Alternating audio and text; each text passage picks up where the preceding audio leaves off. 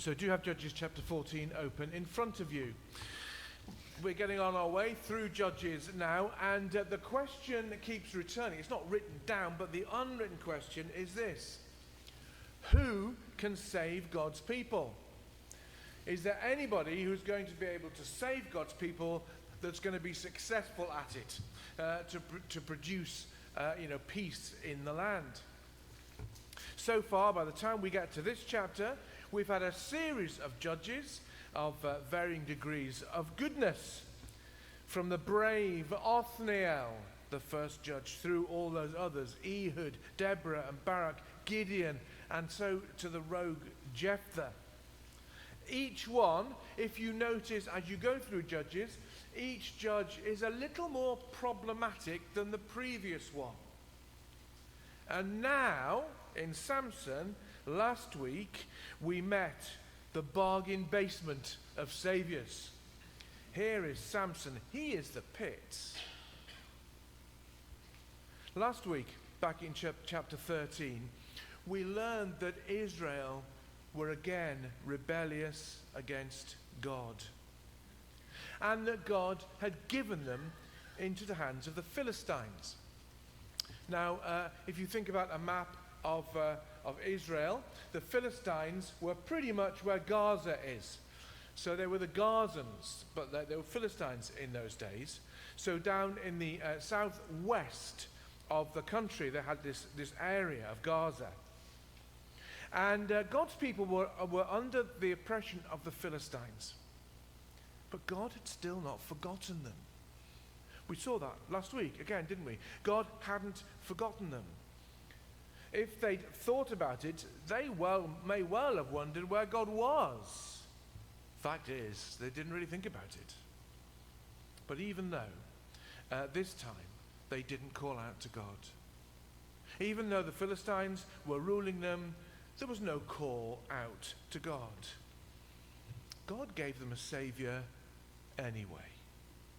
Chapter 13 and verse 5, we read this: "For behold, you shall conceive and bear a son, no razor shall come upon his head, for the child shall be a Nazarite to God from the womb, and he shall begin to save Israel from the hand of the Philistines." Here is Samson, the unrequested saviour. The saviour they didn't believe they needed, but the saviour they did need. And chapter 14 that we're on this morning shows us what kind of a man this saviour was. So let's think about the setting where we find Samson here in chapter 14. It's worth noting this: there is no mention of oppression by the Philistines. It says that Israel were ruled by the Philistines, but there's no talk of them being oppressed. In previous passages in Judges, the enemies of Israel have been doing terrible things. Do you remember? They've been raiding their crops, they've been killing their animals, they've been putting them under hard oppression. There's none of that here. I wonder if perhaps even Israel at this time felt quite comfortable. They didn't really think the Philistines were all that bad. They're not doing any harm to us. Let's just get on with it. Even their gods are not that bad. Some of their gods are quite nice, actually. They give us license to enjoy ourselves, not like the God of Israel, who's a bit of a killjoy, doesn't want us to do what we want to do. So you can see that for some of those in Israel, being ruled by the Philistines was not necessarily a bad thing. It gave them the excuse to do all that they wanted to do, rather than to obey God. And so at the beginning of chapter 14, we meet Samson, now an adult. And he went down, we read, Samson went down to Timnah. And at Timnah, he saw one of the daughters of the Philistines. Now, it's interesting to know where Timnah was, because it was deep in Israel's territory. It wasn't down in Gaza. It was up just to the west of Jerusalem, in the tribe of Judah's territory, on the Dan border, deep in Israel's territory, a long way from Gaza. far from the southwest. And yet the Philistines were there, quite happy, not being challenged. It certainly looks like they were mingling with the enemy. God's people mingling with their enemies. God had told them how to live, but they thought they knew better. They thought a quiet life was better than obedience to God. They thought if we follow these other gods, we can do what we want, rather than submitting ourselves to God. Now, before you judge them too harshly, after all God has done for them, before you sit there and think to yourselves what terrible people they must have been, isn't that human nature?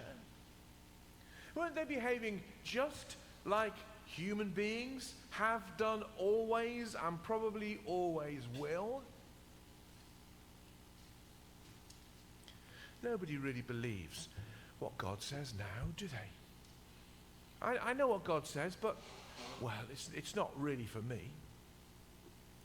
God won't mind if, well, I look at the odd web page that I know I shouldn't. God won't mind if I spend just a little bit of extra money on myself while God's work struggles. God surely won't mind if I let my eye linger just a little too long on that attractive girl or boy. God won't mind if I'm not totally honest in business, just once. Just one thing. God won't mind, will he? It's easy to see ourselves in the way the Israelites were behaving, feeling comfortable mingling with the enemy. How can that be wrong? It's so easy to rationalize our way into rebellion against God. It's so easy to convince ourselves that what we're doing is okay, it's not that bad, when we know deep down it's rebellion against God. And here are God's people again. At peace with the Philistines is to be rebellious towards God. But God in his mercy has not forgotten his people. He has a plan, and he has a man. He has a plan, and he has a man to deliver his people. First, let's think about God's man. Now, we met Samson's birth and how he came to be last week. Do listen to what Andy had to say last week on our YouTube channel. When you look at Samson, he didn't really look much like a man of God. He didn't look like God's man at all. He didn't seem to care about very much except pleasing himself, doing what he wanted to do for his own pleasure. Didn't care about anything else. And in Judges chapter 14, we get a picture of this character. We read about 4 secrets to do with Samson. 4 secrets to do with Samson. The first is God's secret will. God's secret will to save his people. Samson went down to Timnah, and at Timnah he saw one of the daughters of the Philistines. Then he came up and told his father and mother, I saw one of the daughters of the Philistines at Timnah. Now get her for me as my wife. Samson is behaving like a spoiled child here, isn't he? Perhaps his parents may have indulged him a little bit too much. He was an only child. He was a miracle baby they never thought they'd have. Perhaps they doted on him a little bit too much. They knew he was special from God. He was to be a Nazarite from birth. Maybe discipline had been a bit lacking. What Samson wanted, Samson got. Verse 3. His father and mother said to him, Is there not a woman among the daughters of your relatives or among all our people that you must go to take a wife from the uncircumcised Philistines? Despite his father's question, what Samson wants, Samson gets. Get her for me, says Samson, for she's right in my eyes. One commentator says there's a hint there that Samson digs his heels in and speaks through gritted teeth to his father, "Get her for me, because I want her." But Samson is not alone in that kind of attitude. Just like the rest of Israel, he's behaving just like them. "She is right in my eyes," says Samson. Isn't that what we read about Israel? Doing what was right in their own eyes. No concern for obedience to God, just feeding their own desires. But look at verse 4, and we'll see God's secret will. His father and mother did not know that it was from the Lord, for he was seeking an opportunity against the Philistines. God's secret will is to be played out through Samson's willful disobedience to God. That's quite hard to get our heads around, isn't it? Even though Samson is this spoiled, disobedient person, God's will is working out through him. It doesn't condone what he's doing. It just means that God is still using him. It means that God is at work. Despite what it looked like in Samson's life, God is at work. Never think that God can't work because things look too bad.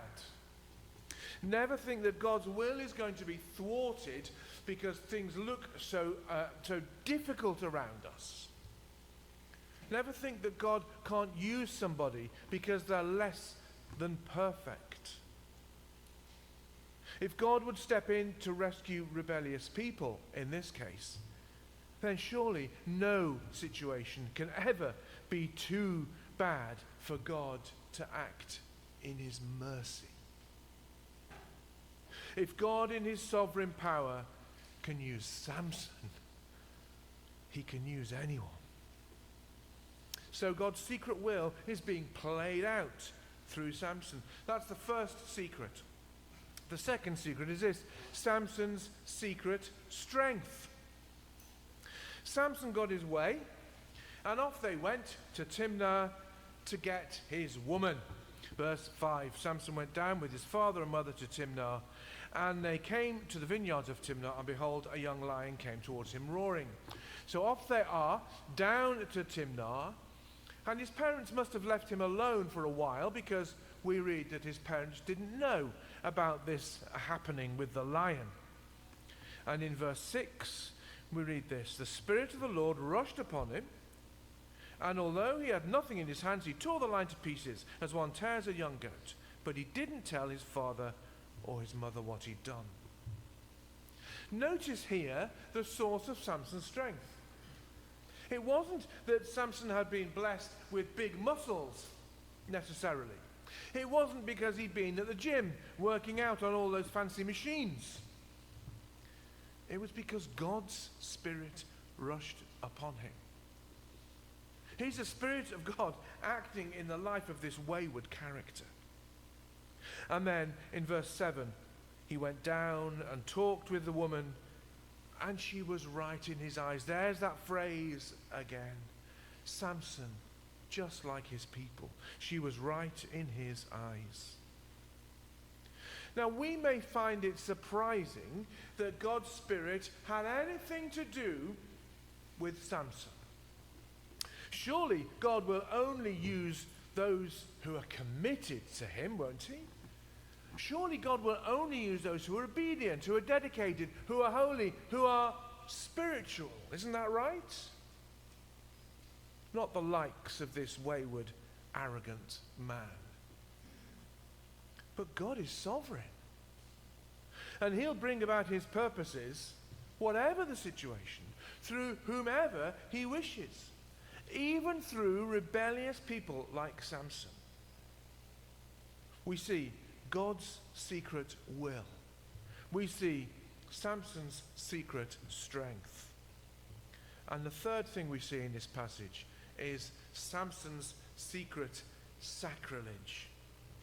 Verse 8, after some days he returned to take her, and he turned aside to see the carcass of the lion, and behold, there was a swarm of bees in the body of the lion, and honey. Honey there for the taking. Makes him a bit gross to us, eating honey out of a dead carcass. But, well, that's obviously what they did in those days. Honey there for the taking. And that's just what he did. Verse 9, he scraped it out into his hands and went on, eating as he went. And he came to his father and mother and gave some to them. But he did not tell them that he scraped the honey from the carcass of the lion. Why was it so bad? Why was it so bad to eat that honey? Honey is honey, isn't it? Isn't it good? Isn't it nice? Well, it's not because of the act itself in this case. It's because Samson was to be a Nazirite, especially dedicated to God. And he knew what that meant. He wasn't to touch any unclean thing or any dead thing. He paid no regard at all for his vows here. Like the rest of his people, God's commandment meant little, if anything, to him. As if there was a better opportunity, God's commandment could go to one side to fulfill the pleasure of Samson. He didn't care what God said. If he'd thought about God at all, he might have thought to himself, God won't mind just this once. If I break my vow just once, he'll overlook that. God's far too nice to do anything to me. What could possibly be wrong with this? Here's honey for the taking. I can't just leave it there. What could be wrong with this? And besides, nobody's looking. Nobody will know. God's secret will. Samson's secret strength. Samson's secret sacrilege. And the fourth secret is this: Samson's secret witness. Weakness. Samson's secret weakness. By God's gift, Samson was physically strong. He'd seen that with the lion. By God's special gift, he had extraordinary strength. But he had a weakness tied to that for personal pleasure, especially for pretty girls, we see here in chapter 14. Notice this. He went to Timnah, a place where he shouldn't have been, mixing with people with whom he shouldn't have mixed. He was having fun with the wrong people. He saw what he shouldn't have seen. He dwelt on what he saw, and he was captivated. And as he was so captivated by this woman's beauty, he wanted it. And what Samson wanted, Samson got. He exercised no restraint whatever. His desire for pleasure eclipsed his promised devotion to God. That can be true for all of us, can't it? Our desire for pleasure can eclipse our promised devotion to God so easily. God won't notice. God won't mind. God's forgiving. God's all-loving. Just this once. And so the wedding celebration begins, and Samson, we find, is one who likes party games, and he introduces this riddle about strength and sweetness. And the Philistines couldn't work out what the riddle was, and they didn't want to lose out to Samson. He was an Israelite. He was less than they were. He didn't want to lose out in their eyes. The previous sequence of events, as Samson had encountered the lion and the honey, that sequence of events had been extraordinary. It wasn't the kind of thing that happened every day, even for Samson. A ferocious lion producing sweet honey. Perhaps, just perhaps, that's a parable, a picture of what God was going to do through Samson himself. Samson, like a ferocious lion, producing something good. Samson didn't believe anybody could possibly guess what his riddle was about. He was right, they couldn't. But the Philistines were good at dirty tricks. Verse 15.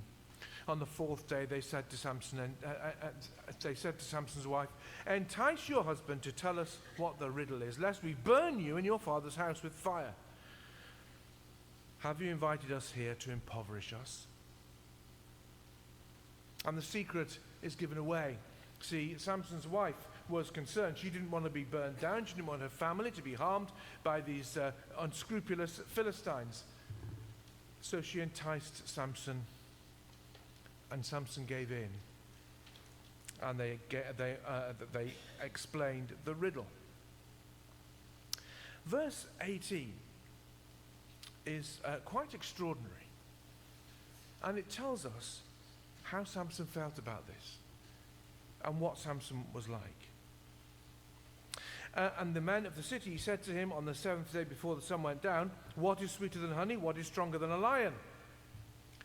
And he said to them, "If you had not plowed with my heifer, you would not have found out my riddle." That's no way to talk about your bride, is it? That you just married, that you thought was the most beautiful thing you'd ever seen, that you wanted because she'd complete you, she'd give you everything you wanted, she'd give you that pleasure. And now here he is calling her a heifer. See, he's far more important than his bride. Samson is nothing more than an arrogant, irreligious, self-centered, unrepentant misogynist. That's what we see. But he's still God's man. And then we have God's plan, which comes at the end of the chapter, verses 19 and 20. The Spirit of the Lord rushed upon him, and he went down to Ashkelon and struck down 30 men of the town and took their spoil and gave the garments to those who had told the riddle in hot anger. He went back to his father's house, and Samson's wife was given to his companion, who'd been his best man. The Spirit of the Lord came on Samson, and he wreaked revenge, payback for what his wife had done, and he threw her out. We read at the beginning of the chapter that God was seeking an opportunity to attack the Philistines. Here is that opportunity at the end of the chapter. How has God got there? Through the most godless, irreligious, outrageous circumstances. But this was God's plan. The message is this: don't mess with God's people. Don't mess with God's people. Even if you think they look weak, you won't get away with it. Don't mess with God's people. Now, we're going to find out some more about Samson in subsequent weeks, but this chapter has given us a picture of what kind of a character he was. He was not the kind of character I think that many of us would want to have as a friend. I don't think any of us would want to have him as a friend. When Samson was around, we'd certainly be locking up our daughters in our houses. We wouldn't want him predating upon them. He was a thoroughly horrible character. Rebellious, irreligious, misogynistic, everything. How can God use a man like that? And yet he does. Because God, in his sovereign power, does amazing things. If we thought we had to be perfect and had to get everything right before God used us, then God's kingdom would be lost, wouldn't it? God can use any one of us. However, God still wants us to follow him. God still wants us to be faithful to his word. God still wants us to be obedient and to live for him, for his glory. We find out some more about Samson in the coming weeks, so we'll see a little bit more about what God is doing through this thoroughly obnoxious character. Let's bow our heads to pray.